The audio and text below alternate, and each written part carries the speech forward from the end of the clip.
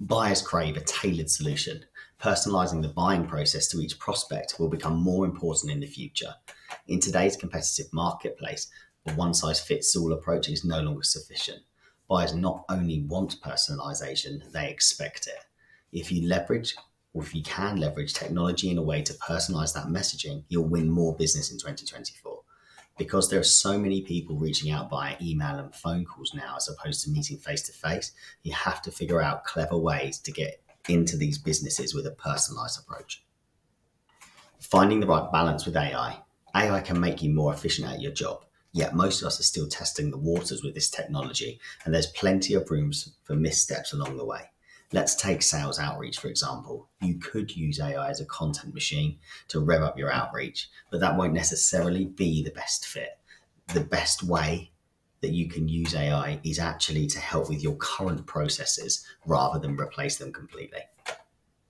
I've covered it off in a couple of the previous episodes, but longer sales cycles. We've got some sales methodologies now that we can use within that space. But what we do know in 2024, there is going to be longer sales cycles. People don't have as much money, or companies don't have as much money to spend as they did previously. Consumers will need more time to make these purchasing decisions, and they tend to lobby more objections throughout that process.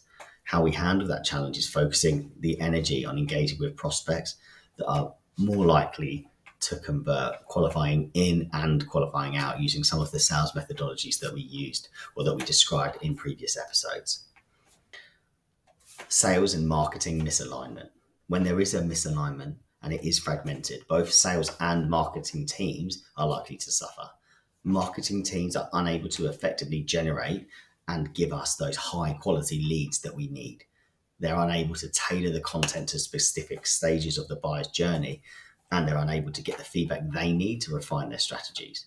Sales team, on the other hand, are unable to leverage the insights from marketing to fully understand those customer needs. They waste time chasing those poor, unqualified leads that we all hate, or they capitalize, or they have an inability to capitalize on the full potential of the marketing materials and the campaigns.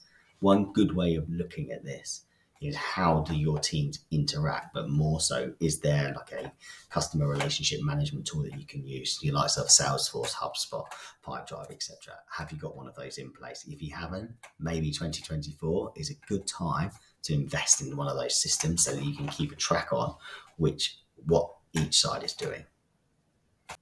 In 2024, we really cannot rely solely on the product selling itself. There's so many different vendors out there now, especially when we look in that technology space, and information is so easy to get. We just need to go online, Google it, use ChatGPT. Whatever we need to do is nice and freely available. What you need to focus on is running a strong sales process. It's more important than it ever has been before. And you need to use a sales methodology that you can replicate that fits with your business model. As we said earlier, a few episodes back, you can see all the different kind of sales methodologies that are out there. Please do use one of those. And if you want any more information on them, again, pop something in the comments section. Finally, how do we adopt a more consultative, helpful and empathetic approach to selling? We do that by thinking about how buyers buy rather than how we sell. We need to make changes in 2024 that are less presentation-led, less talking at the prospects and more listening, using our active listening skills, being empathetic, being helpful to truly understand the prospect.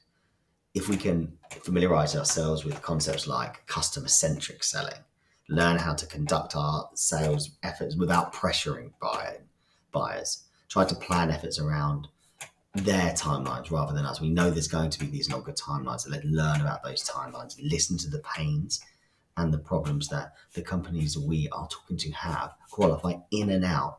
Is this actually a deal for us? Like, can we actually help them with their problem or pain?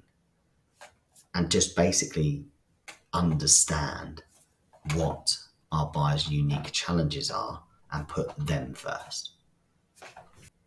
Hopefully you found that video useful and actually you see some of these sales challenges and, more importantly, what we can do to try and mitigate some of these challenges in 2024. It'll be good to see when we look back at this next December if these challenges A were true and B if you found this video useful.